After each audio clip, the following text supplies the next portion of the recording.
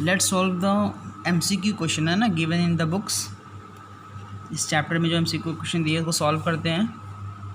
तो यहाँ पे फर्स्ट क्वेश्चन रिटन है, विच ion is commonly present in all acid, है ना।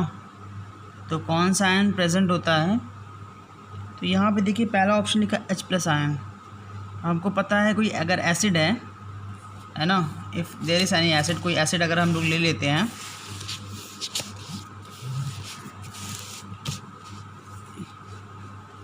सी here if we take any acid H+HCl है ना, और अगर हम इसको वाटर में डिज़ोल्व करते हैं तो ये H+ ion and Cl- ion. तो यहाँ पे कौन सा आयन फर्निश हो रहा है, क्या प्रेजेंट है, H+ आयन।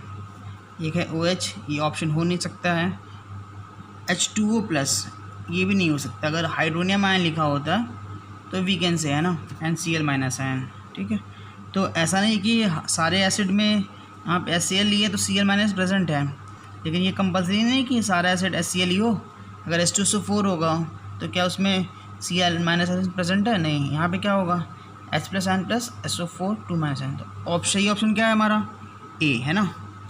सेकेंड क्वेश्चन क्या लिखा है, which of the following statement is not correct. Means यहाँ पे कौन सा स्टेटमेंट सही नहीं है ना। तो पहला क्या है, all acid furnish hydronium ion in aqua solution. यहाँ पे हम लोग देखे थे कोई भी एसिड अगर एक्वा सोल्यूशन में क्या रिलीज़ करता है, हाइड्रोनियम आयन। तो ये स्टेटमेंट क्या है, करेक्ट है। Higher the concentration of hydronium ion greater is the strength of the acid. ठीक है, ये भी स्टेटमेंट सही है कि जिसमें जितना ज़्यादा H+ आयन होगा, है ना, तो वो इस जो एसिड होगा वो क्या होगा, उसका स्ट्रेंथ क्या होगा, ज़्यादा होगा। ये भी सही है। थर्ड लिखा, hydronium ion are unable to exist independently in solution. तो हमको पता है कि H+ आयन जो है, हम लोग स्टडी किए थे, ये इसका इंडिपेंडेंट एग्जिस्टेंस नहीं है, लेकिन जो हाइड्रोनियम आयन होता है ये क्या होता है, ये इंडिपेंडेंटली एग्जिस्ट करता है ना। तो ये स्टेटमेंट गलत है, और क्वेश्चन भी पूछा है कौन सा स्टेटमेंट नॉट करेक्ट। तो करेक्ट ऑप्शन क्या हो जाएगा हमारा, सी। चलिए थर्ड क्वेश्चन क्या लिखा है, which of the following does not conduct current to an appreciate extent, है ना। तो किससे इलेक्ट्रिक करंट पास नहीं होगा, प्योर वाटर। पहला ही ऑप्शन दिख रहा सही है, प्योर वाटर से करंट नहीं पास हो पाता है। आगे देख लेते हैं क्या कोई और ऑप्शन भी है। वाटर कंटेनिंग H2SO4 इससे पास करेगा, क्योंकि यहाँ पे आयंस प्रेजेंट होंगे। यहाँ पे NaOH, यहाँ भी आयन प्रेजेंट है, और यहाँ पे NaCl, यहाँ पे भी आयन प्रेजेंट है ना। तीनों में होगा, किस में नहीं हो पा रहा है, प्योर वाटर। तो थर्ड ऑप्शन आंसर क्या हो जाएगा, ए हो जाएगा।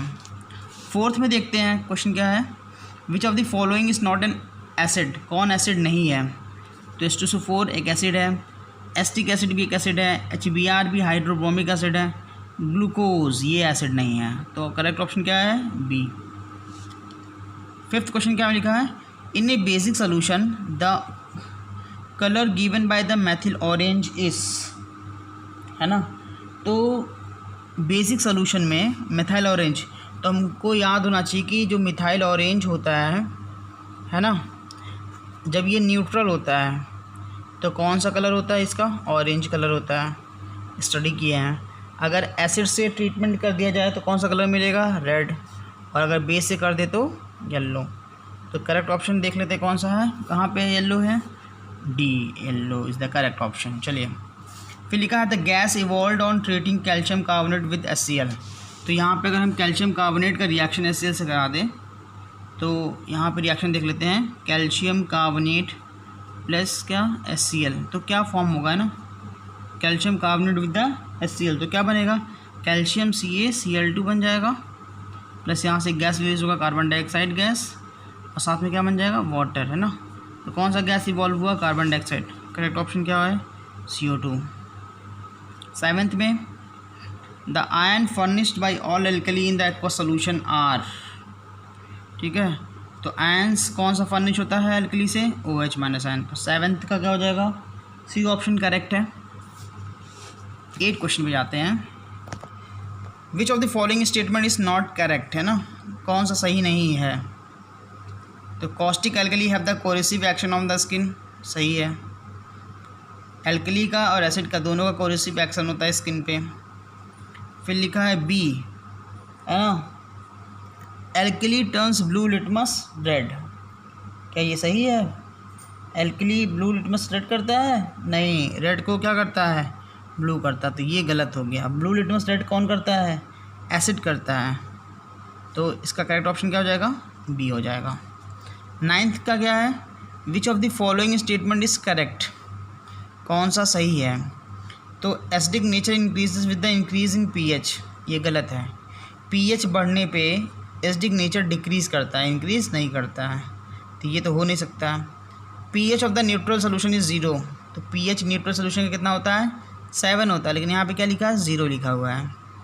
3rd option, H ion concentration decreases with the increase in pH, तो जो एच आयन कंसनट्रेशन है वो डिक्रीज़ करता है with the increase in pH. ये स्टेटमेंट सही है। जैसे जैसे पीएच बढ़ेगा जो H+ आयन का कंसनट्रेशन है वो डिक्रीज़ करेगा, क्योंकि बोथ क्या होते हैं? इन्वर्सली प्रोपोर्शनल होते हैं ना। और एक डी ऑप्शन लिखा, तो यहाँ पे 9th का करेक्ट ऑप्शन क्या? सी है। एक और चीज़ देख लेते क्या लिखा है। pH ऑफ 1 MnHCl इज़ 14, तो यहाँ पे लिखा है pH, है ना, तो pH ऑफ 1 MnHCl इज़ 14। क्या ये सही है? चेक कर लेते हैं। ठीक है, ये सही है और यह सही नहीं है। देख लेते हैं क्या है। तो हमको पता है pH का फॉर्मूला क्या होता है? -log of H+ ion. ठीक है, तो -log H का वैल्यू कितना लिखा? 1। ठीक है, इसको और क्या लिख सकते हैं? 1 को हम लोग 10⁻0 लिख सकते हैं। ठीक है, इसको जब सॉल्व करेंगे तो 0 आगे आ जाएगा, तो it's something 0 -log 10, and log 10 की वैल्यू कितना होता है? 1 होता है। कितना होता है? 1 होता है। ठीक है, सॉरी 0, ठीक है, -0 log 10 हो जाएगा। ठीक है, और -0 log 10 की वैल्यू 1 हो जाएगा, और कितना आएगा? तब ये 0 आ जाएगा।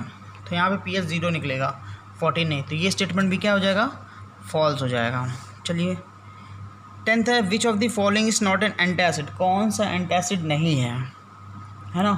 तो 10th का चक्कर, ये कौन सा एंटासिड नहीं है? बेकिंग सोडा अभी पढ़े हैं, एंटासिड है ना।